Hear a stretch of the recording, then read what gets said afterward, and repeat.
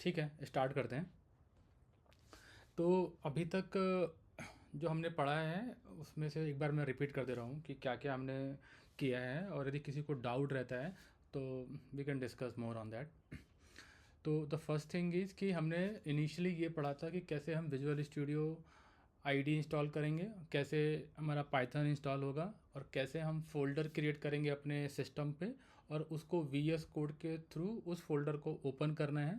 और ओपन करने के बाद कैसे हम अपना एक I P Y N B file है वो बनाएंगे और अपना कोड स्टार्ट करेंगे। जैसे ही कोड स्टार्ट करते हैं तो चूँकि इन्वायरमेंट फाइल नहीं बनाए होते या इन्वायरमेंट वेरिएबल मतलब फोल्डर नहीं बना हुआ होता है, तो वो बाय डिफ़ॉल्ट आपको खुद कहता है कि वो आपके लिए हेल्प करता है और खुद ही बना देता है इन्वायरमेंट, वर्चुअल इन्वायरमेंट मतलब जिसकी बात कर रहा हूँ मैं।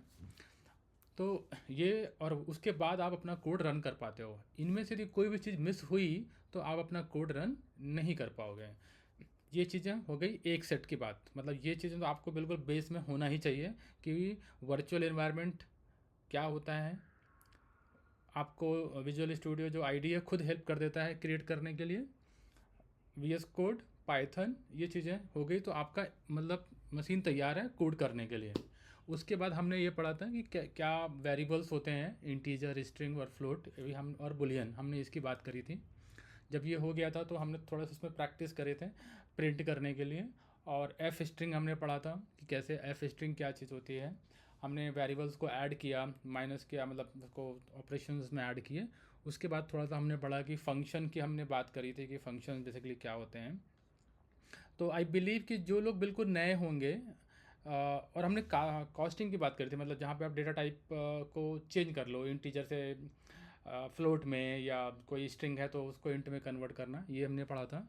और हमने एक चीज़ और पढ़ी थी, वो है लिस्ट, कि लिस्ट क्या होता है, सेट्स पढ़ा था हमने, ये चीज़ें पढ़ी थी। और इसके अलावा अभी तक मुझे नहीं लगता कि हमने कुछ पढ़ा था। कोई मुझे याद दिला पाएगा कि इसके अलावा कुछ और हमने पढ़ा है जो मैंने मेंशन नहीं किया है, या मैंने कुछ एक्स्ट्रा मेंशन कर दिया जो हमने पढ़ा नहीं।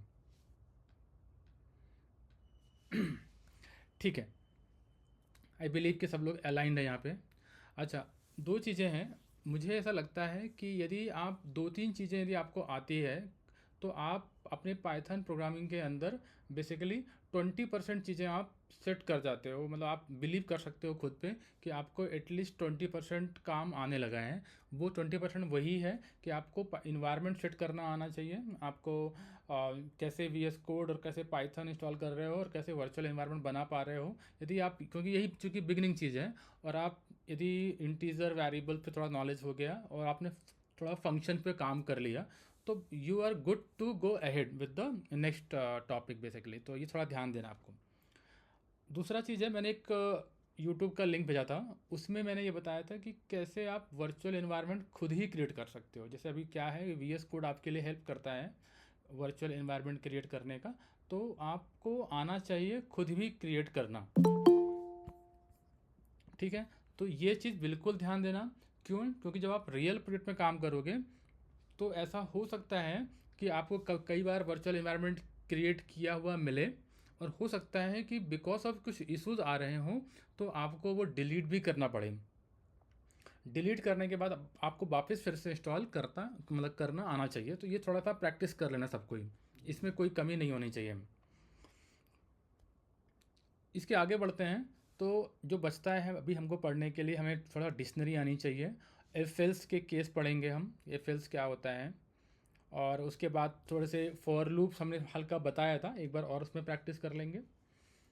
फंक्शन पे मुझे लग रहा है कि हर कोई इंडिविजुअल थोड़ा, मतलब आई बिलीव कि सबको आता होगा, बट चूंकि ये फंक्शन बिल्कुल नया है उन लोगों के लिए जिनकी प्रोग्रामिंग बैकग्राउंड था ही नहीं, तो मैं उनसे एक बार सुनना चाह रहा हूँ कि वो क्या समझ पाए हैं उस फंक्शन से, और क्या रियली में वो लोग समझ पा रहे हैं कि जो मैं बताना चाह रहा हूँ। ऋषभ, अंशु या Mansi, I don't know like who is the from computer background, like but जिसको जो आता है कंप्यूटर बैकग्राउंड से that is okay, I know कि they can understand, but the person who don't know, I want to hear from them.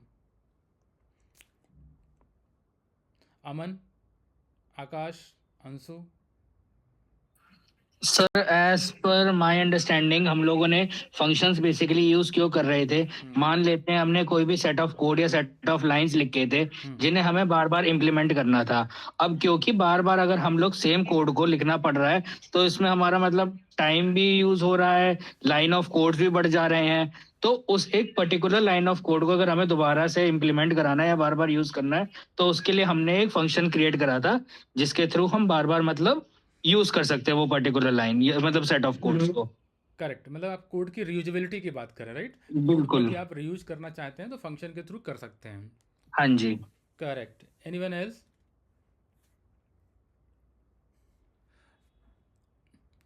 Anshu? ये sir जैसा अमन ने बोला कि फंक्शन के थ्रू जो भी हम लोग कोड लिखते हैं उसको बार बार अगर हमें रन करना है तो हम लोग फंक्शन के थ्रू उसे एक बार कोड लिख सकते हैं और फिर उसको कॉल करके बार बार उसको मतलब उसको कॉल करके उस कोड को रन कर सकते हैं। या फिर फंक्शन के थ्रू हम लोग जैसे प्रिंट जब करते हैं तो हमने कोई भी कोड को लिखा तो उसको सिर्फ एक बार प्रिंट करते हैं। फंक्शन के थ्रू हम लोग उसको अपने हिसाब से भी यूज कर सकते हैं। जैसे हमें अगर कोई ऐड करना है तो अगर हमने प्रिंट के थ्रू किया तो वो बस जो वैल्यू हमने दी बस उसको प्रिंट कर देगा, उसके आगे का काम हम लोग नहीं कर सकते। बट फंक्शन के थ्रू उस कोड को हम लोग कॉल यस। करके उसको अपने अकॉर्डिंग यूज भी कर सकते हैं। मतलब हमें 2+2 में अगर हमें 4 भी ऐड करना है तो उसके थ्रू हम लोग कर करेक्ट सकते हैं। करेक्ट, वेरी गुड, ठीक है। करेक्ट है। मानसी? फंक्शन का यूज हम किसी मतलब बड़े कोड को लिखने के लिए भी मतलब कर सकते हैं, क्योंकि अगर जैसे बहुत बड़ा हमें कोड लिखना है, कोई फंक्शन बनाना है किसी पर्टिकुलर पर्पस के लिए, ओके। तो उसमें क्या है, हम वन बाय वन एक एक लाइन तो नहीं लिख सकते। तो हम एक फंक्शन ही डिफाइन कर देंगे जिसके थ्रू बार बार मतलब हमें वो सेट ऑफ कोड या सेट ऑफ लाइंस लिखने की ज़रूरत नहीं है, उसको हम डायरेक्टली यूज़ कर सकते हैं। करेक्ट, ठीक है, वेरी गुड। मतलब ऑलमोस्ट सबको समझ में मतलब आ चुका है जहाँ तक मैं समझ पा रहा हूँ, बट थोड़ा सा सब लोग प्रैक्टिस भी कर लेना तो उससे और स्ट्रांग हो जाएंगे हम लोग। ठीक है, बाकी लोग आई बिलीव कि सबको बाकी लोगों को पता है, यदि मतलब they are from computer background. ठीक है, तो आज हम स्टार्ट कर रहे हैं। क्लास 2 तक हमने फ़ोल्डर बना लिया था। आज हम बना रहे हैं क्लास 3 का एक फ़ोल्डर। सॉरी, फ़ोल्डर ऑलरेडी बना हुआ है, उसके अंदर हम क्लास बना लेंगे। तो फंक्शन का था, ये एक लिस्ट का था। तो हो सकता है कि मैं बहुत ज़्यादा डीप में नहीं जाऊंगा क्योंकि मुझे लग रहा है आप सब लोग खुद से भी मेहनत कर रहे हैं, तो जल्दी हम इसको आगे बढ़ा पाएंगे। तो मैं थोड़ा बड़ा ही बहुत ज़्यादा डीप में ना जाके ओवरव्यू पे जाऊंगा। तो थोड़ा सा हम पढ़ेंगे पहले तो एफ एल्स, बहुत ज़्यादा नहीं पढ़ेंगे बट थोड़ा सा आइडिया ले लेते हैं इसका। If else dot I P Y N B. If else का कोई हिंदी मीनिंग बता पाएगा मेरे को कि क्या मतलब होना चाहिए इफ और एल्स का? एनीवन? अगर मगर। अगर मगर, अगर लेकिन। बहुत बढ़िया बहुत बढ़िया। तो जनरली हम लोग कभी कभी ऐसा वर्ड्स बात करते हैं आपस में, हम लोग फ्रेंड्स होते हैं तो हम लोग बोलते हैं कि यदि एक काम करना है, यदि तुम्हें यहाँ से ट्रेन मिल जाती है, सपोज़ मैं कहीं ट्रैवल कर रहा हूँ तो मैंने कहा भाई मैं यदि भोपाल रह रहा हूँ तो मुझे भोपाल से सपोज़ मुझे प्रयागराज जाना है, तो मैंने कहा बाय ट्रेन जाएंगे। तो हम क्या बोलते हैं, यदि हमें ट्रेन मिल गई, ये एक नॉर्मल सेंटेंस बोल रहा हूँ मैं, यदि हमें ट्रेन का टिकट मिल गया तो हम ट्रेन से जाएंगे। नहीं मिले, यदि नहीं मिली, क्या बोलते हैं, यदि नहीं मिली तो हम बस से जाएंगे। हम ये नॉर्मल बोलचाल की भाषा में यूज करते हैं। बस इसी को हमें कोड में कैसे लिखना है वो हम पढ़ेंगे इफ एल्स के द्वारा। तो यदि मैंने कहा कि यदि हमें ट्रेन मिल गई तो मैंने यदि को लिखा इफ, राइट। अब यहाँ पे लिखने का तरीका क्या होता है कि जो चीज़ आप बोल रहे हो कि ट्रेन मिल जाना, राइट, ट्रेन मिल जाना का मैं क्या लिख रहा हूँ, तो यहाँ पे ब्रैकेट लगेगा यहाँ पे, या आप ब्रैकेट नहीं भी लगाएंगे तो चल जाएगा यहाँ पे, चूँकि पाइथन के अंदर थोड़ा सा फ्री है कि आप बिना इसके कर सकते हैं। बट एक मिनट,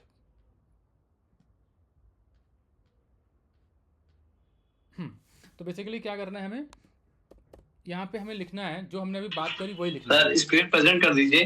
अच्छा, स्क्रीन प्रेजेंट नहीं है क्या? Okay okay, sorry. जैसे ही क्लास स्टार्ट हो आप लोग को सबसे पहले यही बोलना है कि स्क्रीन दिख मतलब विजुअल होना चाहिए, तभी तो कुछ मैं बता पाऊँगा। कभी कभी मैं भूल जाता हूँ तो वो याद रहेगा। ठीक है, ठीक है सर, फिर तो रिकॉर्डिंग भी मतलब करनी है क्लास की? रिकॉर्डिंग मैंने स्टार्ट कर दिया है। Okay okay, sorry. हाँ ठीक है। तो मैं क्या बोल रहा था, मैंने एक क्लास बनाई है, सॉरी हाँ, एक फ़ाइल बनाई है ifels.ipynb नाम से, और उसके अंदर मैंने कोड पे क्लिक करके ये वाला सेल ऐड किया है।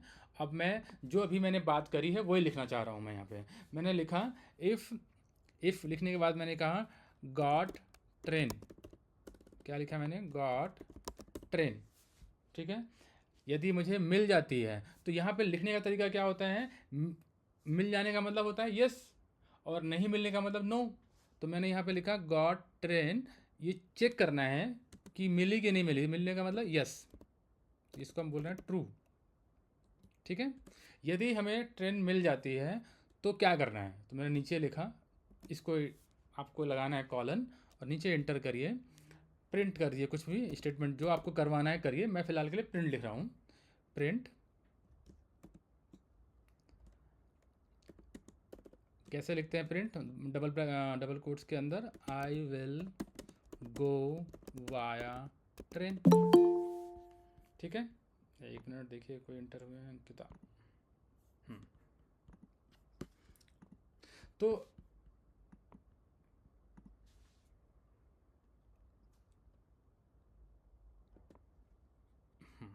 मैंने एक वेरिएबल्स बेसिकली है गॉट ट्रेन, एक वेरिएबल बनाया है, इसका कंपेयर किया है ट्रू है कि नहीं। यदि ये ट्रू होगा तो ये प्रिंट कर देना चाहिए।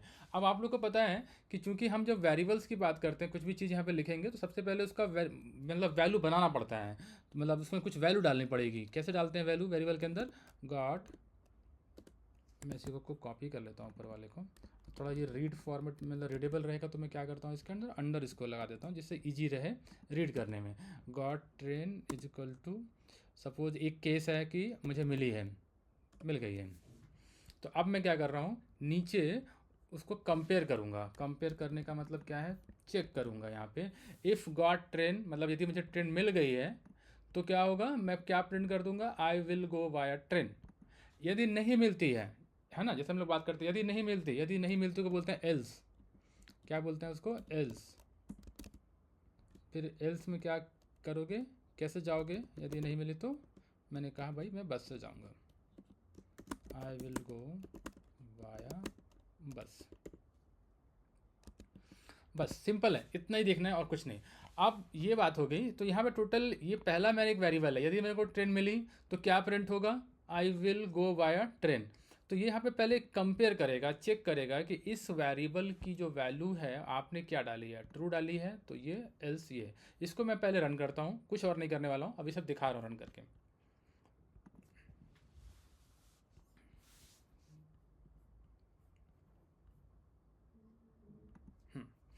क्या बोला उसने, I will go via train, मतलब आपका एक प्रोग्राम रेडी है। वो प्रोग्राम कैसा रेडी है कि यदि आप गॉट ट्रेन का वेरिएबल वैल्यू चेंज करेंगे यहाँ पे ट्रू, तो ये वाला कोड आपका चेंज नहीं होगा, ये वाला कोड आपका सेम ऐसा ही रहेगा। बस आपको देखना है कि आप जैसे सपोज जनवरी का महीना है, जनवरी के महीने में आपको ट्रेन मिल गई है, आप सॉरी मैंने ट्रेन गलत लिखा हुआ है, गॉट टिकट होना चाहिए था, गॉट टिकट, ये ज़्यादा सुटेबल वेरिएबल होगा। तो ये भी आपको ध्यान देना कि वेरिएबल का नाम थोड़ा सा समझ में आए कि इसका मतलब क्या है। तो यदि आपको टिकट मिल गई है तो ये प्रिंट होगा। सपोज़ ये हो गया आपका प्रोग्राम किस मंथ के लिए, जनवरी में आपने टिकट ढूंढी थी तो मिल गई, तो ये प्रिंट हो गया। अब मान लीजिए नेक्स्ट मंथ में, फरवरी में भी आपको कहीं ट्रैवल करना है, तो आपको उस बार टिकट नहीं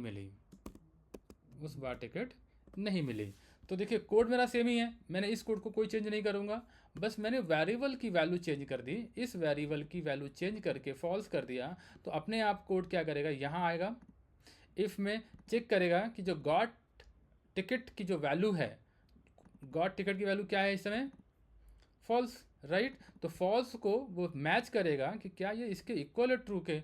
डेफिनेटली फॉल्स कभी भी ट्रू के इक्वल नहीं होगा, जब नहीं होगा तो वो किस में चला जाएगा, एल्स में। तो हमेशा ये वाला कोड तभी एग्जीक्यूट होगा जब ये इसकी वैल्यू और इसकी वैल्यू दोनों की सेम होगी, तो इसको प्रिंट करेगा, नहीं तो वो इस पे जाएगा। चलो मैं इसको रन करके दिखाता हूँ। मैंने इसको रन किया तो इसने क्या लिख के दे दिया, आई विल गो वाया बस। मतलब आपका ये वाला कोड सेम था, सिर्फ आपने वेरिएबल चेंज किया तो आपको रिजल्ट डिफरेंट आने लगा। ये तो हो गया सिंपल सा। एक इफ एल्स की बात करें, कल को कोई पूछेगा क्या ऐसा एल्स लिखना ज़रूरी है, क्या सिर्फ मैं इफ़ नहीं लिख सकता हूँ? हाँ बिल्कुल लिख सकते हो, लेकिन उसमें दिक्कत क्या होती है कि यदि आपका कोई और केस मिला, सपोज मैं इसी को लेता हूँ, मैंने इसी को कॉपी किया और एक नीचे वाले सेक्शन में जाके लिख दिया यहाँ पे, और सपोज मैंने एल्स वाला पार्ट हटा दिया, ठीक है, हटा दिया। अब मैं कह रहा हूँ रन करूँ, मैंने रन करा, देखिए कुछ भी प्रिंट नहीं हुआ। तो यानी यूज़र जो है, जो कोड कर रहा है या जो देख रहा है, उसको कुछ आउटपुट मिला ही नहीं, तो वो थोड़ा कंफ्यूज हो सकता है कि क्या हुआ, क्या मेरा कोड रन हुआ भी नहीं हुआ। तो इसलिए थोड़ा सा वो लिखने से, एल्स वाला पार्ट लिखने से मतलब समझने में आसान रहता है। चलो ये हो गया एक बहुत ही नॉर्मल इफ एल्स का केस। अब ये ऐसा नहीं है कि सिर्फ ये ट्रू के केस में या फॉल्स के केस में चलता है, ये इंटीजर के केस में भी चलेगा। इंटीजर के केस का मतलब, सपोज मैंने एक और केस लगाया, मतलब मार्क्स का, मतलब मैं किसी बच्चे का, उसका जो मार्क्स आए हुए हैं स्कूल या कॉलेज में, उससे ये पता करना चाहता हूँ कि ये फर्स्ट डिवीज़न आया है कि सेकंड डिवीज़न आया है कि थर्ड डिवीज़न आया हुआ है। तो कैसे पता करेंगे? आप एक वेरिएबल ले लो, टोटल मार्क्स, डेफिनेटली, क्योंकि आपको ऐसे ही पता चलता है ना। यदि आपका टोटल मार्क्स बोल के एक वेरिएबल है, उसको कुछ आपने नंबर दे दिया, सपोज उसके टोटल परसेंटेज 67 आए हैं, तो अब आपको पता करना है कि ये क्या होगा। तो चूंकि देखो आप तो माइंड में रीड कर लोगे तो आपको तो याद है, कि 67 का मतलब फर्स्ट डिवीज़न है या 50 का मतलब सेकंड डिवीज़न, लेकिन कंप्यूटर को कैसे पता चलेगा? इसलिए हमें हमेशा कंप्यूटर की तरह सोचना पड़ता है कि यदि इसके वेरिएबल को हमने 67 दे दिया तो ये कैसे समझेगा। तो उसके समझने के लिए ही इफ एल्स का केस यहाँ पे दिया गया है। चलो एक एक केस लगाते हैं। मैंने कहा इफ़ टोटल मार्क्स, इसको भूल जाओ थोड़ी देर के लिए, मैं इस वेरिएबल को भूल जाता है थोड़ी देर के लिए, तब आप समझोगे। ये मैं भुला देता हूँ इसको, या फिर इसको क्या मैं करता हूँ, इसकी कुछ वैल्यू देता ही नहीं हूँ। शुरू में मैंने इसको कोई वैल्यू दी ही नहीं, सपोज बस इतना लिखा हुआ है, ठीक है। अब आप नहीं समझ पाओगे। मैंने क्या किया, टोटल मार्क्स, यदि, अब आप मुझे बताओ कि पहला केस क्या आएगा, यदि टोटल मार्क्स बड़ा होगा 60 से, तो क्या प्रिंट करना चाहिए? First division, second division, third division? Anyone can help, बोलिए। यदि ये कंडीशन ट्रू हुई, आपको ये चेक करना है कि ये कंडीशन ट्रू है या नहीं। यदि टोटल मार्क्स ग्रेटर देन 60 है तो प्रिंट क्या होना चाहिए? सेकंड, फर्स्ट, थर्ड, या फेल? First division. तो मैं यदि यहाँ भी, वेरी गुड, तो मैं यहाँ यदि ये लिख दूँ कि आई गॉट फर्स्ट डिवीजन, तो ये ठीक रहेगा? कोई दिक्कत नहीं, कोई दिक्कत नहीं है, ठीक है। अब मैं इतना ही लिखता हूँ और अब क्या करता हूँ, इसकी वैल्यू कुछ दे देता हूँ। इसकी वैल्यू मैंने दे दी सपोज 78। अब क्या होगा, मैं इसको रन करता हूँ एक बार, एक ही इफ़ लगाया हुआ है, चेक करते हैं।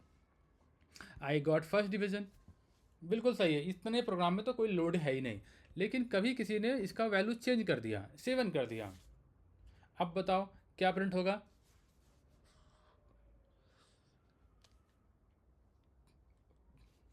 कुछ प्रिंट नहीं होगा। क्यों? क्योंकि देखो ये क्या होता है ना, कंप्यूटर लाइन बाय लाइन पढ़ता है। कैसे पढ़ेगा वो? सबसे पहले यहाँ आएगा टोटल मार्क्स नाम का एक वेरिएबल बनाएगा। वेरिएबल बनाने का मतलब होता है एक मेमोरी में एक स्पेस रिजर्व करेगा, ठीक है, एक मेमोरी में एक स्पेस बनाएगा और उस स्पेस में क्या डाल देगा?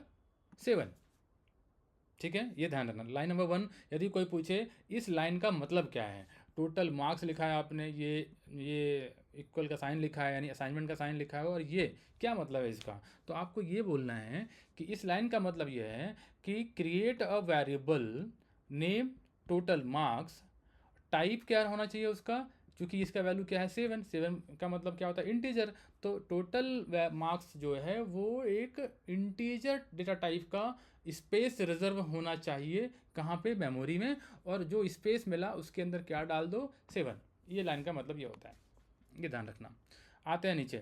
अब ये क्या करेगा, वो जैसे इफ़ देखेगा तो वो समझ जाएगा कि यार मुझे तो यहाँ पे कुछ तो लिखा हुआ है जिसको मुझे कंपेयर करना है, और यदि कंपेयर करके सही वैल्यू मिली, यदि वो सही हुआ यानी उसका रिजल्ट ट्रू आया, तो मुझे उसके अंदर लिखी हुई चीज़ों को प्रिंट करना है।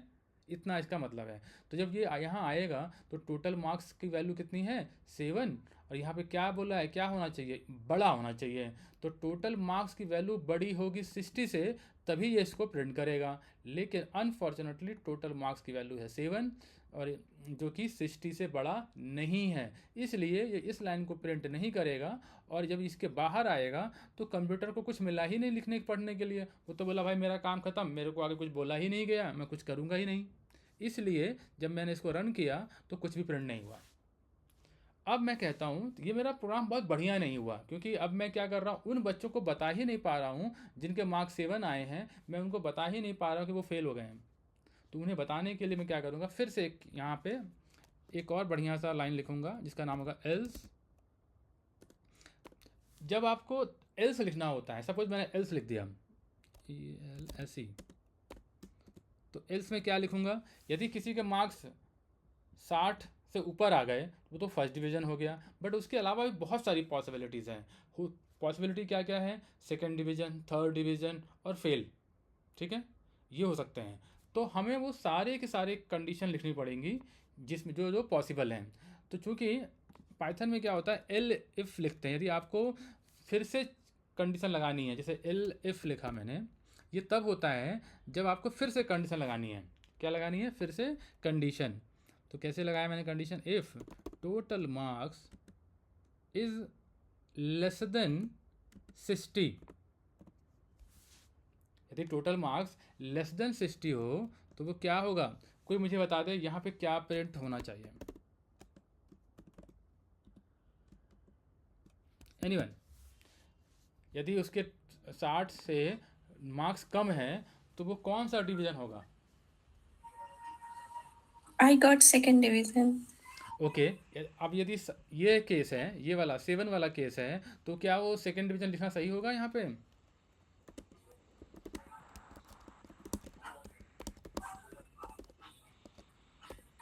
नहीं ना, नहीं होगा। तो अब मतलब यहाँ पे कुछ और दिक्कत है। तो कंडीशन क्या है, सेकंड डिवीज़न तभी कहलाएगा जब उसके मार्क्स 60 से कम हो, और क्या होना चाहिए, 50 से ज़्यादा। 50 से ज़्यादा हो। चलो ठीक है, तो यानी दो चीज़ें लगानी पड़ेगी हमको, कि एक टोटल मार्क्स जो हैं वो 60 से छोटा होना चाहिए, एंड दो चीज़ें आपने बोली राइट, एक चीज़ और है, Yes. वो क्या होना चाहिए, total marks should be greater than 45,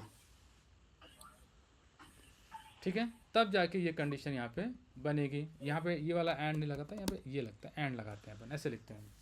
तो जनरली हमें किसी को बताना है कि भाई सेकंड डिवीज़न कब आएगा, तो हम इंग्लिश में कैसे बोलेंगे, हम तो यही कहेंगे भाई यदि उसके नंबर 60 से कम है और 45 से या 50 से जो भी चलता हो, आई थिंक 45 चलता है शायद, क्या मेरे ख्याल से, ठीक है, तो वो एज्यूम कर लेना। तो यदि ये दोनों केस हैं तभी वो सेकंड डिवीज़न आएगा, राइट। अब आते हैं ये थर्ड वाले में, एक और केस लगाते हैं हम लोग, एल एफ। अब कौन सा केस है, थर्ड डिवीज़न कब होगा, कोई भी स्टूडेंट, मानसी, above 35. मेरे को आंसर चाहिए सबसे, नहीं समझ में आएगा तो पूछेंगे, लेकिन जवाब देना है अपन को।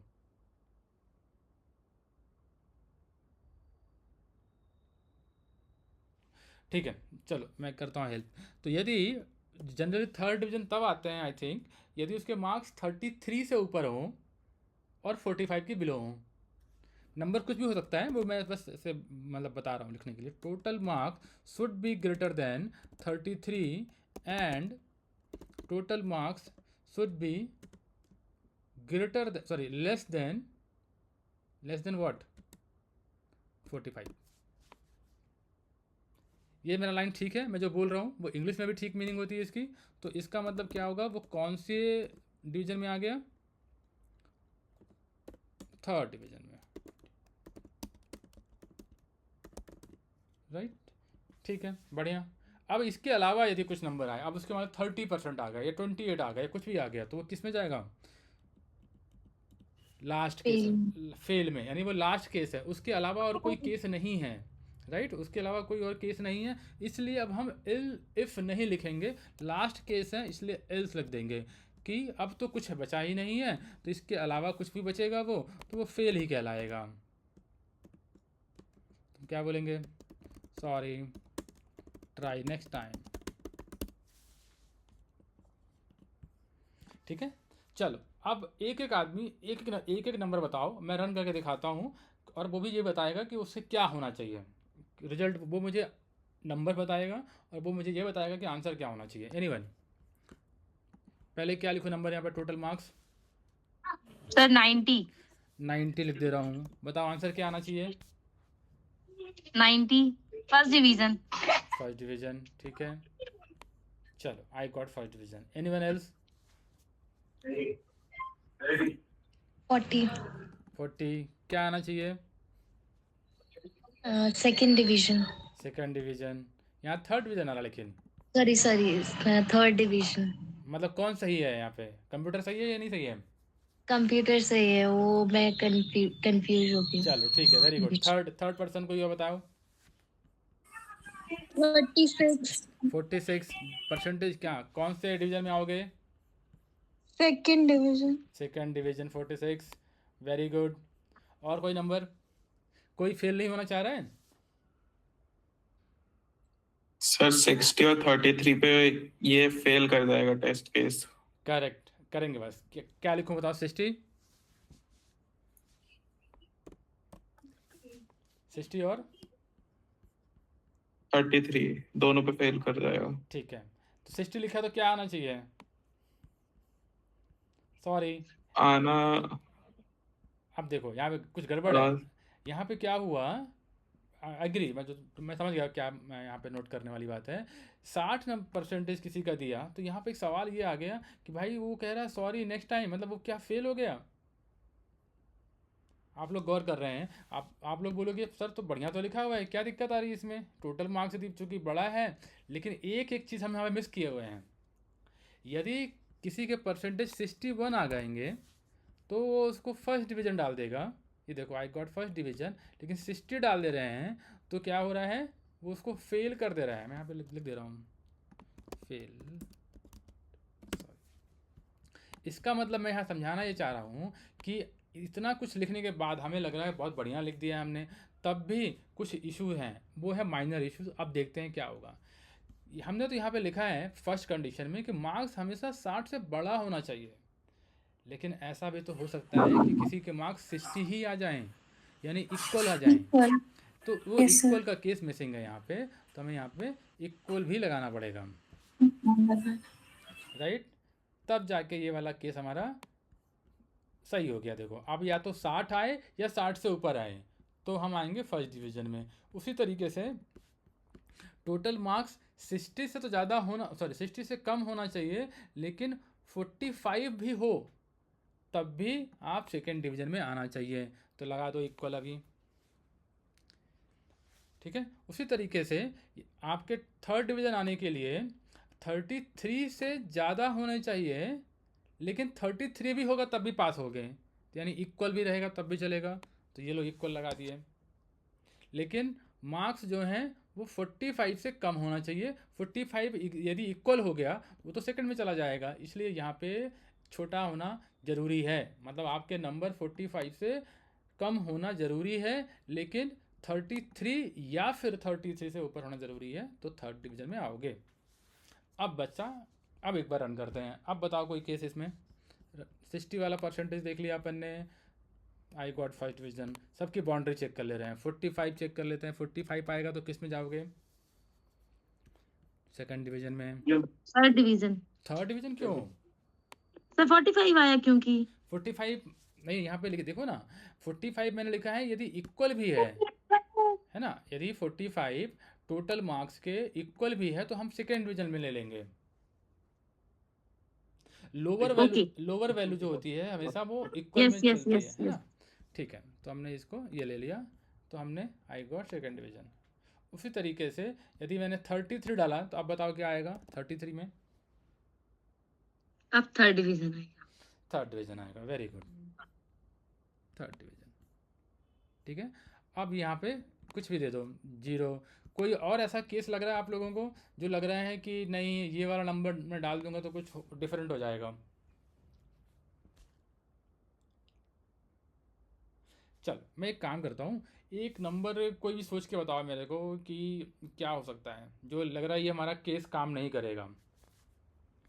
बट ठीक है, देखो वो हो गई, अपर थोड़ा सा आगे की बात हो गई, बट फिलहाल बेसिक कॉन्सेप्ट यही है। जब आप प्रैक्टिस करोगे तो इसी तरीके से प्रैक्टिस करो, थोड़ा बहुत अप डाउन होगा तो वो चलेगा। हमारा मेन काम ये है कि आपको अंडरस्टैंडिंग होनी चाहिए कि कब कैसे लगेगा। ज़रूरी नहीं है कि आपको इफ़ एक ही लगाना है, हो सकता है एक इफ़ एल्स लगे या एक एल इफ भी लगता रहे। एल इफ का मतलब एल्स इफ है और ये लास्ट में है। आप ज़रूरी नहीं है कि ये वाला एल्स आप लिखो ही, नहीं भी लिखोगे तो चल जाएगा, बट चूंकि आपको सारे केस कवर करने हैं, सारी सिचुएशन कवर होनी चाहिए, इसलिए ये लिखना पड़ेगा। दैट्स इट, इसमें आपको इतना ही पढ़ना है इफ एल्स में, बहुत ज़्यादा डीप में भी जाने की ज़रूरत नहीं है। ठीक है, इसके आगे बहुत सारी चीज़ें होती हैं कि इफ़ के अंदर और एल्स इफ मतलब नेस्टेड इफ एल्स होता है, जो कि बहुत ज़रूरी नहीं है अभी हमारे पाइथन की प्रोग्रामिंग के लिए, या जो भी हम आगे पढ़ेंगे इतना है इनफ है। इसमें अलग अलग प्रोग्रामिंग लैंग्वेज, अब एक नेक्स्ट टॉपिक पढ़ रहे हैं, इसमें आगे हम नहीं जा रहे हैं। ठीक है, इतना आज इसमें ही है। एक और हम पढ़ने वाले हैं, चूँकि आप लोग देख रहे होंगे कि यदि यहाँ पे एक इफ़ लगा है, फिर एल्स इफ, फिर एल इफ, फिर एल्स, हो सकता है कि आगे और भी एल इफ लग सकते हैं। बहुत सारी कोई कंडीशन बता रहा है, मान के चलो आज तो हमारे पास 4 ही केस हैं, कल को कोई बोलता है 0 से लेकर 10 तक है तो अलग नंबर, 10 से लेकर 20 तक अलग नंबर। तो आप देखो कोड आपका बढ़ता जा रहा है और रीड करना थोड़ा सा मुश्किल हो जाता है। तो इसी को करने का एक और तरीका है पाइथन के अंदर, तो है ही, बाकी अदर लैंग्वेज में भी है। तो बाकी अदर लैंग्वेज में उसको स्विच केस बोलते हैं। स्विच, हमारे पाइथन के अंदर इसको मैच बोलते हैं बेसिकली, कि मैच करने वाला केस। मैं इसी कोड को कॉपी कर रहा हूँ और एक नई फाइल बनाऊँगा जिसका नाम होगा match, MATCH match demo .IPYNB। Inter किया, पहले कुछ नहीं आया, मैंने प्लस कोड पे क्लिक किया और वही जो कोड जो मैंने वहाँ पे लिखा था उसको पेस्ट कर दिया। अभी देखना, मैं इसी चीज़ को किसी और तरीके से करने की कोशिश करता हूँ जिसका नाम है मैच। मैच क्या कहता है कि उसका जो सिंटेक्स है, देखो ये सिंटेक्स आपको पता चल गया इफ़ का, कि इफ़ लिखो फिर एल इफ लिखो और ये। अब मैच की हम बात करेंगे, तो एक और हमने कोड सेक्शन यहाँ पे सेल ऐड कर लिया। अब हमें यहाँ पे सेम जो वेरिएबल लिखा हुआ है टोटल मार्क्स वाला, वही कॉपी किया। यहाँ पे जो उसका एक्सप्रेशन है, मतलब जो उसका सिंटैक्स है, मैच लिखना पड़ेगा, MATCH। मैच लिखने के बाद जो भी आपका वैल्यू है, कौन सा वैल्यू, ये वाला टोटल मार्क्स वाला, वो लिखिए टोटल मार्क्स। इसके बाद आपको जैसे इफ एल्स में लगता है ये कॉलन, ये आपको लगाना है। देन यहाँ पे अंदर आइए, यहाँ पे लिखना पड़ता है केस। ये सिंटेक्स से बता रहा हूँ अभी, सिंटेक्स तो यानी दो चीज़ होती है, मैच एक वर्ड होता है और एक केस। जैसे इफ़ के अंदर होता था इफ़ एल्स या इफ़ एल इफ, इसके अंदर होता है मैच केस। ये दो चीज़ें होती हैं, बस आपको यही पढ़ना है, मैच और केस। ठीक है, तो तरीका क्या है इसको लिखने का। सपोज़ मैंने जो ऊपर लिखा था ये वेरिएबल, इसी को यहाँ पे भी लिख लेता हूँ।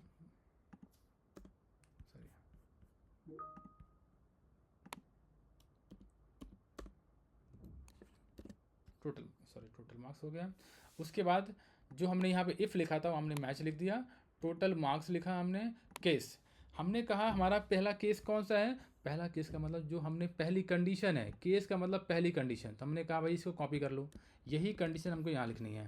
पहला केस हमारा ये हो गया कि total marks should be greater than और इक्वल टू है यदि, तो हम क्या लिखेंगे, फर्स्ट डिवीज़न प्रिंट। तो लिखा हुआ है, मैं कॉपी कर लेता हूँ, सिंपल।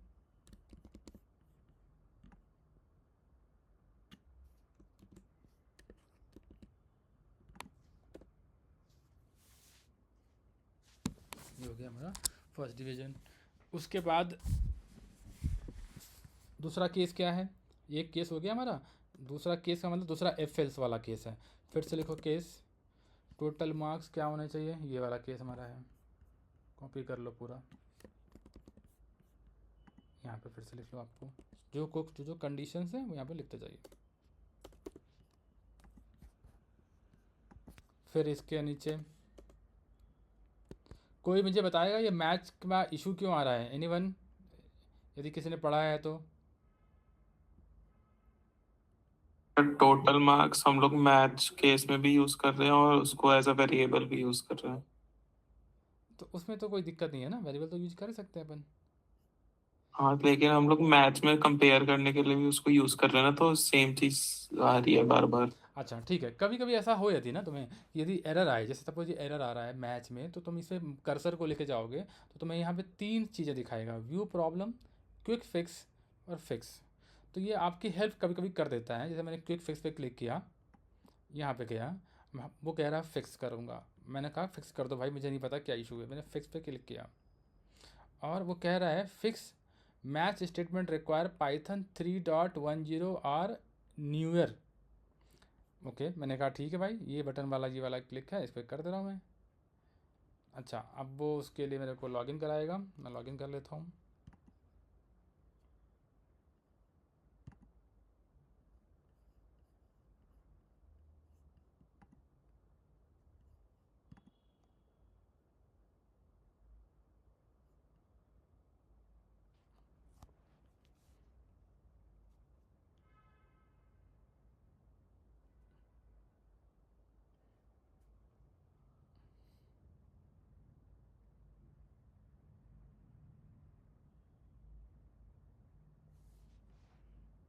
बट मुझे इसकी ज़रूरत नहीं है,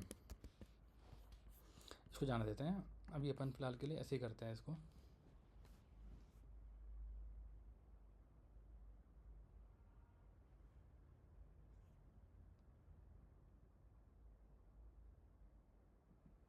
ठीक है, साइन इन टू हटा दिया मैंने इसको।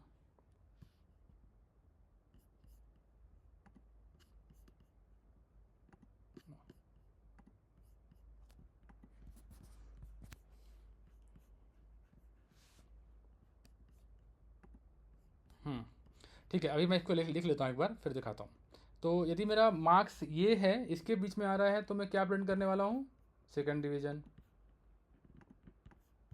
तो बेसिकली जो इफ एल्स वाले केस हैं उसी को दूसरे तरीके से कैसे लिखा जाना है वो हम यहाँ पे देख रहे हैं। देखो इसमें एक अंतर है, मैंने इस लाइन में देखो और इस लाइन में थोड़ा सा कलर का डिफरेंस आ रहा है, ये लाइट है ये डार्क है। इस डार्क का मतलब ये होता है यहाँ पे कि ये कुछ तो गड़बड़ है, रीड नहीं कर पा रहा है, मतलब या इसको ये एग्जीक्यूट नहीं कर पाएगा। तो उसका रीज़न यही है कि ये कुछ तो इसमें इश्यूज हैं। बेसिकली क्या इशू है वो मुझे एक बार देखना पड़ेगा। व्यू प्रॉब्लम, पूछते हैं क्या दिक्कत है इसको। Error button is allowed only for the last case statement. इसको कुछ तो इशू है, एक मिनट।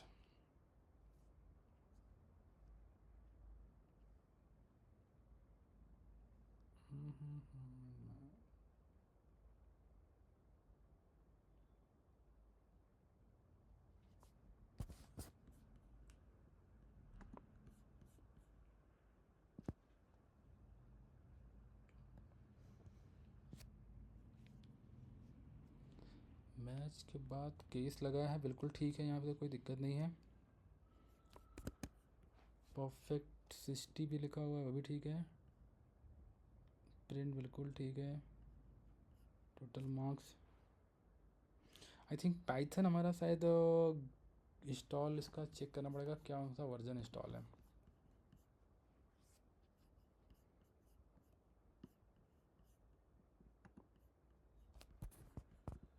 तो 3.9 है पाइथन का वर्जन जो आपके उसमें इंस्टॉल है।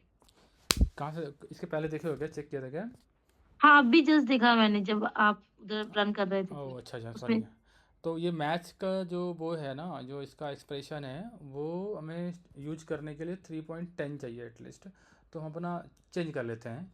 चेंज करने के लिए क्या करना है कि यहाँ पे इसी को सेलेक्ट करोगे और यहाँ जाओगे तो ये सेलेक्ट अनदर कर्नल बोल रहा है अपन को, यहाँ पे सेलेक्ट अनदर कर्नल कर लेंगे। पाइथन एनवायरनमेंट सब आई थिंक बाय डिफ़ॉल्ट हमारा यही इंस्टॉल्ड है। तो एक काम करते हैं हम लोग, लेटेस्ट वर्जन इंस्टॉल कर लेते हैं। ठीक है, कैसे कर ये दिक्कत है, एक बहुत रियल लाइफ दिक्कत है, आएगी। तो इसको हमें चेक करना है कि कैसे हम लेटेस्ट वन इंस्टॉल करें। ठीक है, तो उसके लिए क्या कमांड होगा हमारे पास, 2-3 तरीके हैं। या तो हम यहाँ से भी जा सकते हैं अपने एक्सटेंशन से भी, या फिर python.org में भी जा सकते हैं। एक मिनट मैं देख लेता हूँ यहाँ पे, क्रिएट पाइथन एनवायरनमेंट एक्सटेंशन,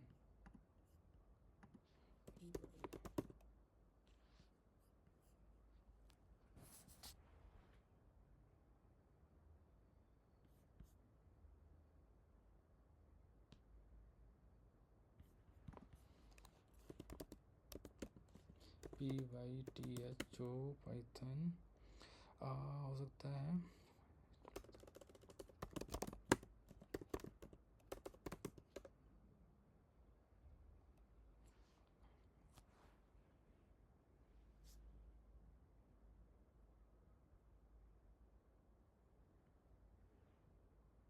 ठीक है, ये इसके पास इसने इंस्टॉल कर लेगा, इसके पास पाइथन 3.14 है।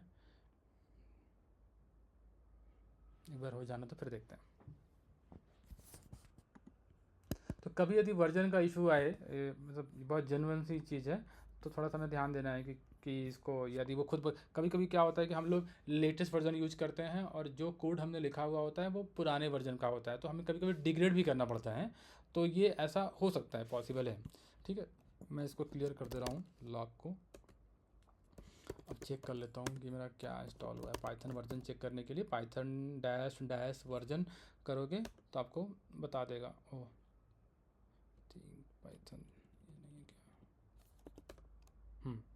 अच्छा यहाँ पे भी वही इंस्टॉल्ड है अभी 3 डॉट।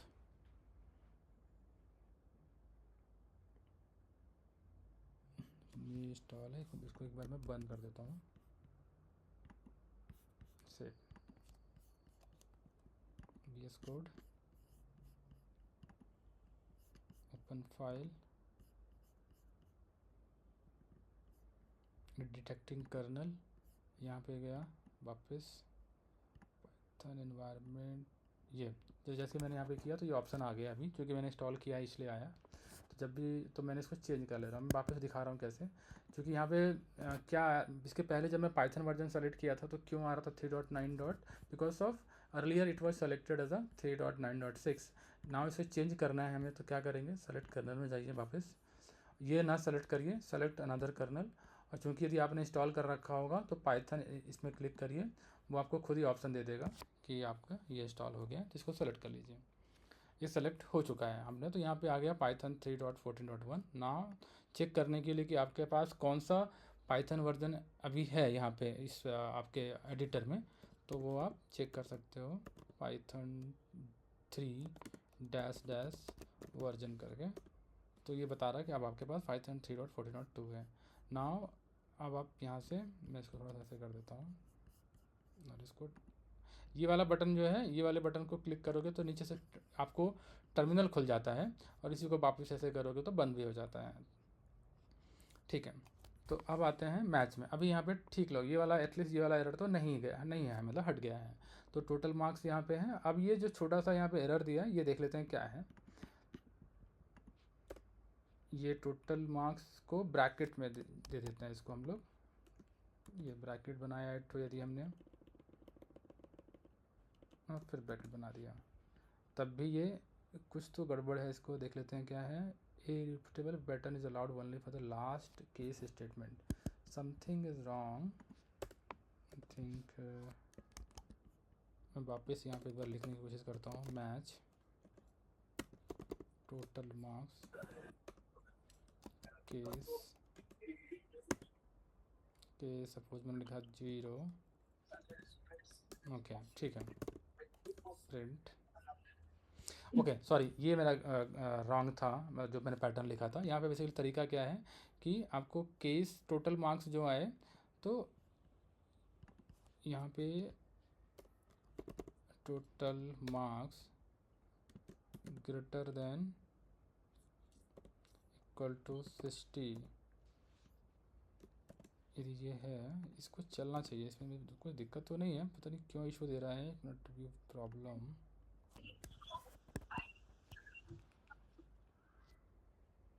Just a minute.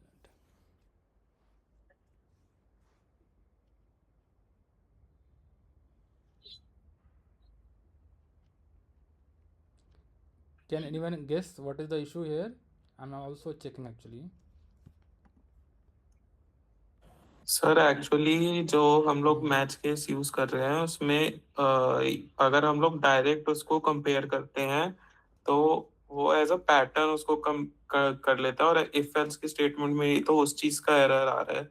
अगर आप इसको कोई और वेरिएबल जैसे टोटल मार्क्स है तो खाली मार्क्स का एक केस बना दो और उसमें इफ कंपेयर की स्टेटमेंट लगाओगे तो चल जाएगा। हाँ नहीं, बट वो तो है, agree, but the thing is कि यदि मैंने, ये केस हो सकता है कि यदि मैंने टोटल मार्क्स यहाँ पे आ गए, ये दिया मैंने 60, ठीक है, अब ये यहाँ आएगा, चेक किया कि 60 यदि मैच करेगा टोटल मार्क्स, अब उसका केस है क्योंकि मल्टीपल केसेस हैं इसके अंदर, तो मतलब मैं थोड़ा सा यहाँ पे सरप्राइज हूँ कि चलना, मतलब चलना चाहिए। ओके, तुम्हारा बात भी कहना सही है कि ये ऐसे करना ठीक नहीं है। ओके, एक काम करते हैं, ये ऐसा ना करके ना, रिजल्ट, यदि मैं इसके रिजल्ट को ले लेता हूँ, इफ एक्स इफ, ओके, छोटा सा यहाँ पे इफ लेना पड़ेगा, इसको लग रहा है RESULT।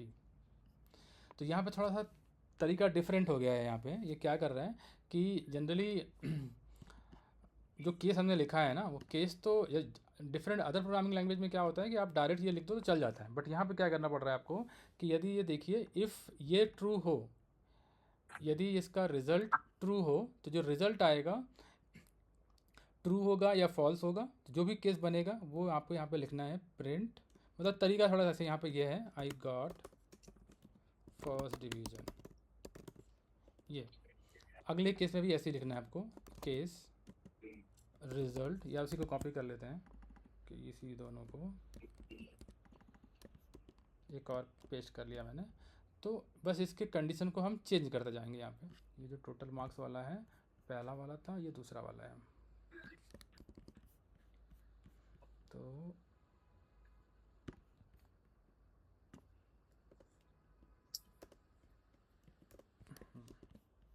ठीक है, नॉर्मली ये ब्रैकेट की ज़रूरत नहीं है, यदि आप मल्टीपल लगा रहे हैं। ये हो गया सेकंड का और ये हो जाएगा थर्ड का। तो मे भी थोड़ा सा कॉम्प्लिकेटेड हो सकता है, बट जब आप प्रोग्रामिंग में जाओगे इसको करने के लिए तो हो सकता है इसका यूज भी कम हो, बट आपको आइडिया हल्का हल्का होना चाहिए। तो बेसिकली ये क्या किया मैंने, यहाँ पे थोड़ा सा चीज़ें थोड़ा मैं तो ये सोच के बता रहा था कि थोड़ा सा और इजी होगा, बट मुझे लगा थोड़ा सा कॉम्प्लिकेटेड लगेगा सब लोगों को। एनीवे, मैं इसको फिलहाल लिख देता हूँ सेकंड डिवीज़न, यहाँ पे आया सेकंड, ये हो गया थर्ड, और इसके बाद वाला केस जो बनेगा वो फेल होगा, मतलब काइंड ऑफ फेल ही है वो। इसमें मैंने कुछ वैल्यू दूंगा ही नहीं, मतलब मैंने बस लिख दिया कि भाई जो भी वैल्यू हुआ, इसके अलावा कुछ भी होता है तो प्रिंट कर दो फेल।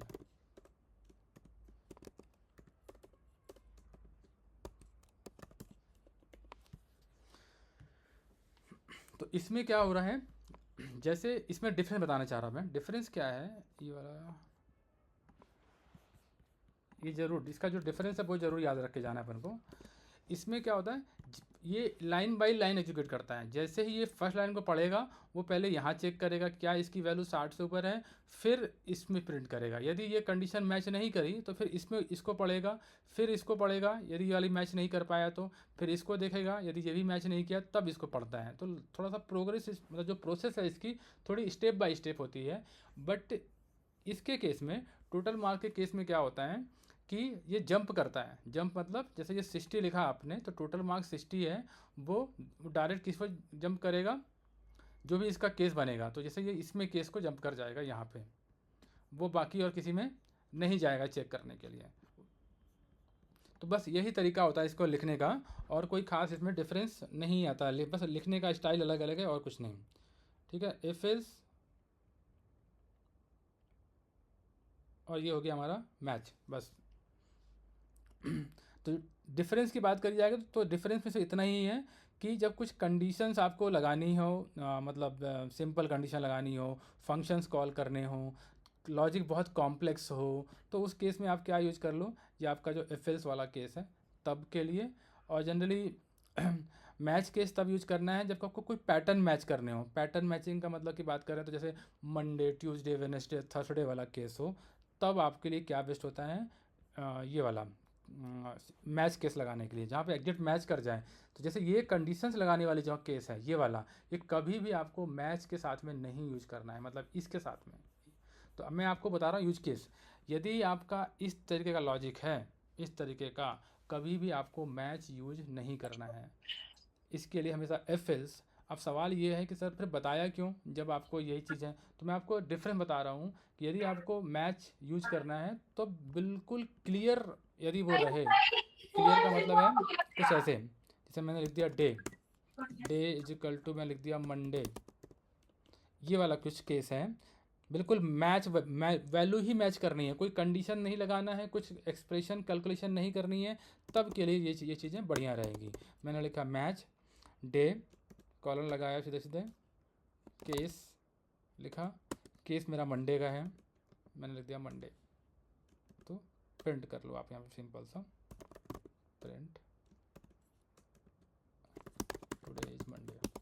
तो देखो यहाँ पे मैं कुछ ऑपरेशन कर ही नहीं रहा हूँ, राइट, कुछ कैलकुलेशन नहीं कर रहा हूँ जैसे यहाँ पे कर रहा था मैं। यहाँ पे सिंपल देख रहा हूँ, यदि किसी ने मंडे लिखा तो सीधा मंडे मैच कर ले रहा है। यदि मैंने यहाँ पे लिखा केस किसी और दिन का, सपोज ट्यूजडे, ट्यूजडे सपोज ये वाला है, तब आपको क्या करना है, प्रिंट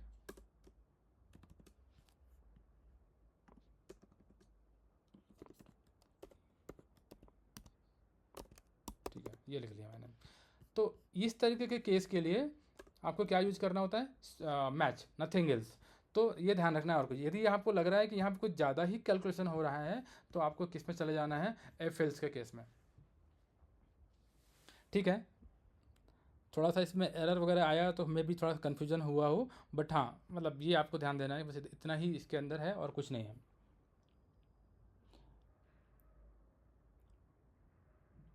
चलो आगे पढ़ें, इसको आगे क्या पढ़ना है अपन को। इसके ये हो गया हमारा लूप हो गया, लूप पढ़ चुके हैं एक बार। इफ एल्स वाला केस हो गया हमारा। अरे हमने पढ़ा है कि नहीं, नहीं पढ़ा है, अरे नहीं पढ़ा है। फॉर लूप थोड़ा देखा हुआ है, फंक्शन देखा हुआ है।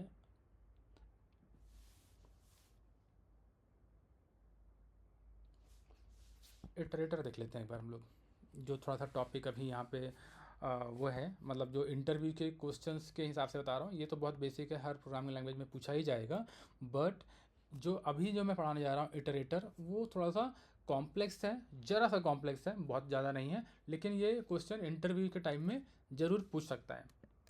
इटरेटर और डेकोरेटर ये सब चीज़ें, मैं इसको प्लस करके एक फाइल बना रहा हूँ, नाम है इसका इटरेटर, इटरेटर्स डेमो .ipy। अच्छा ठीक है, मैं इसमें जाने के पहले ये पूछ लूँ, इसमें कुछ डाउट है क्या अभी, इफ एल्स वाले में और मैच वाले में?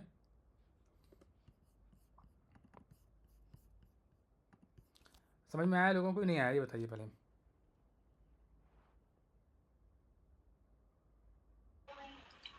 सर एक बार प्रैक्टिस कर लेंगे तो सर फिर पूछते हैं अगर कुछ फंसते हैं तो। अभी तो ठीक लगा। ठीक है ठीक है। चलो तो इटरेटर में आते हैं। तो इटरेटर का बेसिकली काम क्या है, जैसे हमने लिस्ट पढ़ा था, लिस्ट में क्या होता है कि आप वो करते हो, वैल्यू इटरेट, वैल्यू पिक करते हो एक एक करके, है ना। वैल्यू पिक करते हो मतलब जैसे इंडेक्सिंग के थ्रू हमने लिस्ट से वैल्यू निकाली थी कि 0 इंडेक्स में वैल्यू है, फिर 1 इंडेक्स में है, फिर सेकंड इंडेक्स में है, वैल्यू ऐसे इंसर्ट भी करते थे। लेकिन अब जो इटरेटर है ये कुछ थोड़ा सा डिफरेंट टाइप का है। क्या है मैं बताता हूँ। सपोज मैंने लिखा माई इटरेटर, या माई इटरेटर एक बनाया मैंने वेरिएबल, इसके अंदर मैंने वैल्यू डाली। हमेशा जब इटरेटर की बात आती है या लूप की बात आती है, लिस्ट की बात आती है, तो आप समझ जाते हो कि इसके अंदर कम से कम एक से तो ज़्यादा वैल्यू है। उसी तरीके से जब इटरेटर की बात आ रही है तो ये आपको ध्यान देना है, इसमें एक से ज़्यादा का ही वैल्यू है तभी बात हो रही है। इसको लिखने का तरीका क्या है इटरेटर को, जनरली आप टपल पढ़ोगे कभी इन फ्यूचर, तो टपल में क्या होता है, जब मोर देन वन वैल्यू रखनी होती है तो हम टपल का यूज करते हैं। टपल का सिंबल कुछ इस तरीके से होता है, ये ब्रैकेट लगाते हैं हम लोग यहाँ पे। एक मिनट है, एक इम्पोर्टेंट कॉल है, मैं उसे ले लेता हूँ, जस्ट अ मिनट। हेलो, हाँ हेलो, हाँ व्हाट्सएप में कॉल करो, व्हाट्सएप में।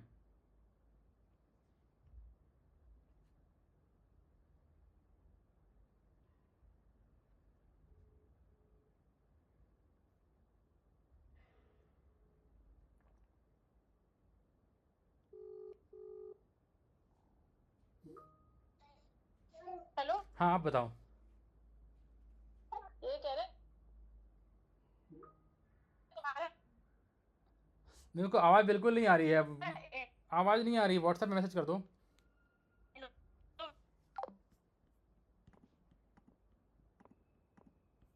ठीक है, कंटिन्यू करते हैं।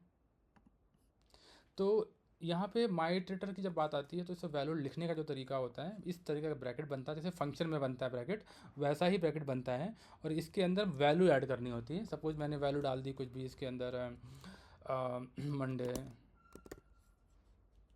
ठीक है, और एक वैल्यू डाल दी मैंने इसके अंदर फ्राइडे, दो ही वैल्यू डाल के रखते हैं अभी फ़िलहाल। तो हमने वीकडेज के नाम रखे हैं इटरेटर में।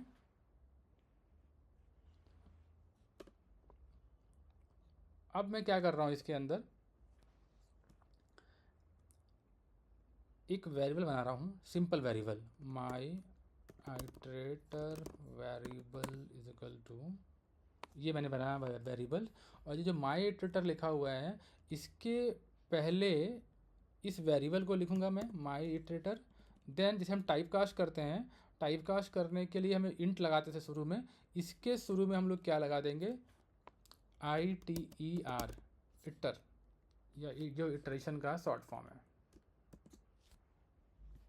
ठीक है, तो अभी हमने कुछ नहीं किया, एक वेरिएबल बनाया था जो सिंपल वेरिएबल है, इस वेरिएबल को टाइप कास्ट कर रहे हैं किसमें, इटरेटर में, बस ये ध्यान देना है। ठीक है, ये टपल है, इसको टपल का मतलब बोलते हैं, डिक्लेयर करना, इसको क्या बोलते हैं, टपलिंग। टपलिंग का मतलब यही है कि आप एक से ज़्यादा वैल्यू डालिए और उसको इस तरीके से लिखिए, एक्सेस हो जाएगा।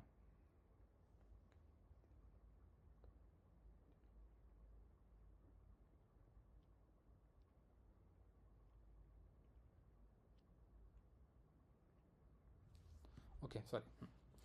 तब अब क्या हो रहा है, मैंने क्या किया, इसी वेरिएबल को टाइप कास्ट किया। टाइप कास्ट कैसे किया मैंने, ये इटर वेरिएबल मतलब शुरू में लगा के। अब क्या किया मैंने, इसके अंदर मुझे इसको इटरेट करना है या इसे एक्सेस करना है, तो एक्सेस करने के लिए मैं क्या कर रहा हूँ, प्रिंट कमांड लिखूँगा। प्रिंट लिखने के लिए जनरली मैं सिंपल जो मेरा ये वेरिएबल मैंने लिया है इसी को प्रिंट करूँगा, ये, और मैं इसको 3 बार लिख रहा हूँ, सॉरी 2 बार लिखूँगा, एक बार ये और एक बार ये। अब मैं कुछ नहीं कर रहा हूँ, मतलब मेरे हिसाब से ये जो माई इटरेटर है ये वेरिएबल है जिसके अंदर 2 वैल्यू है, और जब मैं इसको प्रिंट करूँगा तो मुझे प्रिंट यही दोनों वैल्यू प्रिंट हो जानी चाहिए। मैं एक बार इसको चला के दिखाता हूँ, फिर इसका वैल्यू बताऊँगा कैसे यूज करते हैं। रन किया, ये पूछ रहा है भाई बना दें इसका, आपका कर्नल सेलेक्ट कर दें, कर दो, इंस्टॉल।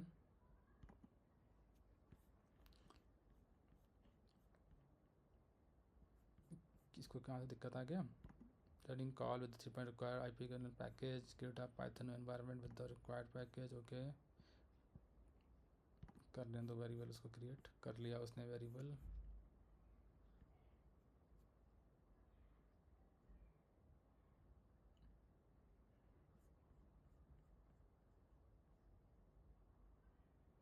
ठीक है, हो गया variable install. Now again done.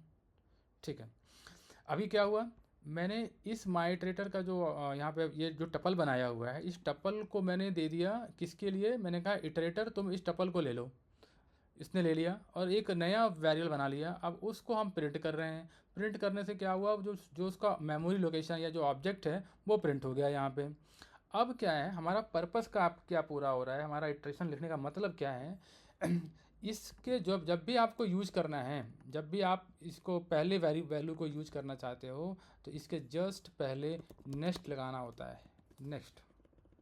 Next लगा दोगे तो ये क्या करेगा, इसे पता चल जाता है कि अभी तक मैंने माई इटरेटर वेरिएबल का कोई भी वैल्यू यूज नहीं किया है। तो ये जैसे ही नेक्स्ट लिखोगे ये सबसे पहले ये मंडे प्रिंट करेगा। अब मैंने दोबारा यदि फिर से लिख दूंगा इसके आगे नेक्स्ट,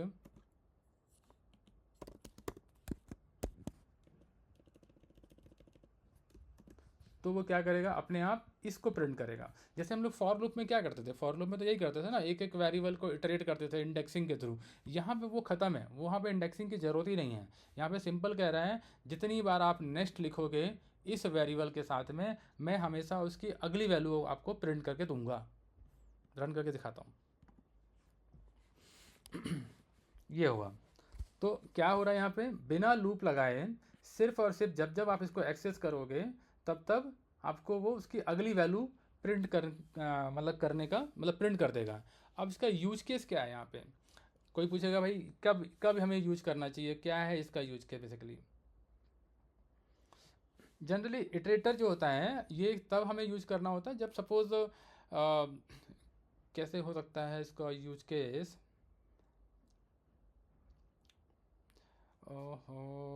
कि एग्जांपल लेता हूँ मैं, let me create some example for that.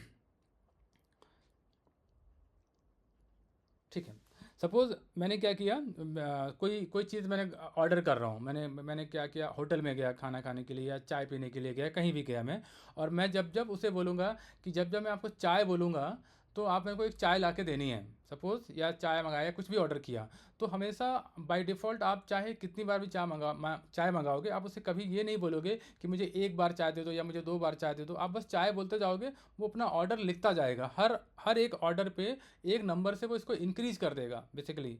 तो उससे क्या होगा, आपका जितनी बार आपने चाय ऑर्डर करी है वो उतनी बार उसको एक एक करके इंक्रीज़ कर लेता है। उसी तरीके से ये काइंड ऑफ एक ऑर्डर ही है कि मुझे माई इटरेटर जो वेरिएबल है इसका नेक्स्ट जो भी आइटम है वो दो। तो नेक्स्ट आइटम का मतलब कि पहला आइटम कौन सा था इसका, मंडे, तो वो मंडे दे देगा। अब जब ये नेक्स्ट ये वाला वेरिएबल प्रिंट करने जाएंगे तो वो तो कहेगा भाई मैंने मंडे तो निकाल के पहले दे चुका हूँ, अब मैं क्या निकाल के दूंगा, फ्राइडे बेसिकली। तो इस तरीके से जब हमारा यूज केस रहता है तब जाके हम इटरेटर का यूज करते हैं यहाँ पे, और इसमें कोई और ख़ास है नहीं, simple without any iteration, without any for loop और वाइल लूप। यदि आपको टपल से वैल्यू निकालनी है तो आपको नेक्स्ट वर्ड या नेक्स्ट कीवर्ड जो है वो यूज करना होता है और कुछ नहीं। सिंपल, छोटा सा ही है, बहुत ज़्यादा डिटेल में नहीं है इसका।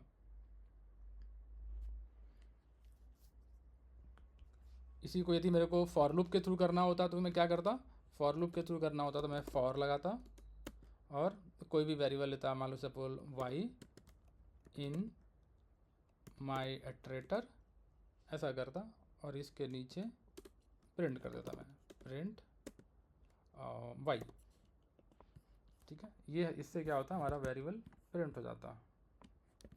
इसको मैं नीचे वाले में लगा देता हूँ एक बार दिखाने के लिए, सॉरी, प्रिंट वाई।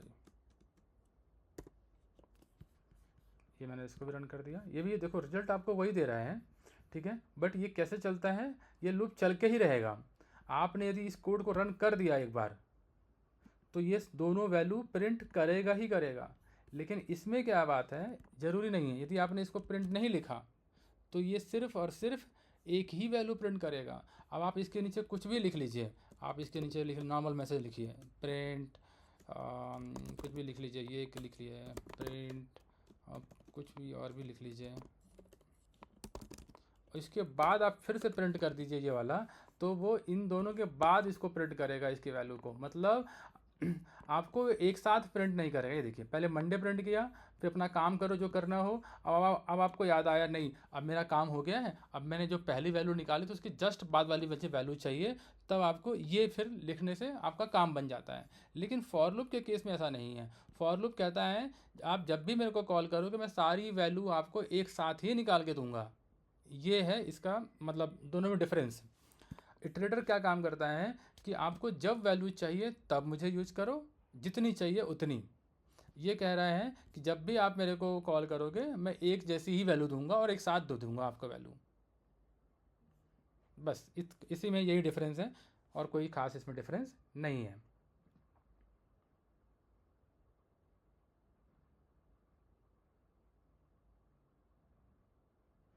ठीक है, टाइम क्या हो रहा है? 9:40। अभी कंटिन्यू करें या आज के लिए इतने रखें?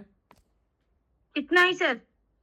ठीक है, तो बस अभी के लिए क्या करना है, बस ये जो आज थोड़ा सा जो इशू आया है क्या बोलते हैं पाइथन इंस्टॉल करने का, माइट भी आपके सिस्टम में भी आए, तो बिल्कुल उससे वो नहीं होना है। जैसा जैसा इंस्ट्रक्शन आपको मिले वैसे ही वैसे आप इंस्ट्रक्शन फॉलो करते जाइए और आप आगे बढ़ते जाइएगा। ध्यान ये रखना है कि एरर कभी भी आता है तो उससे आपको घबराना बिल्कुल नहीं है। एरर कभी भी आए तो उसको आपको सॉल्व करने का तरीका ढूंढना है, क्योंकि ये तो अभी बहुत बेसिक प्रोग्राम है। लेकिन जब हमारे पास बड़े प्रोजेक्ट होते हैं तो उसमें इश्यूज जो हैं या जो एरर्स आते हैं वो तभी हम सॉल्व कर पाते हैं जब हमने छोटे छोटे इश्यूज पहले सॉल्व किए होंगे। ठीक है, ठीक है, आज के लिए इतने रखते हैं। बाकी कल और परसों दोनों दिन कंटिन्यू रखते हैं क्लास। आज के लिए इतना ही। चलो, good night. Thank you sir. Thank you sir. Thank you sir, good night. Thank you sir. Yes, sir.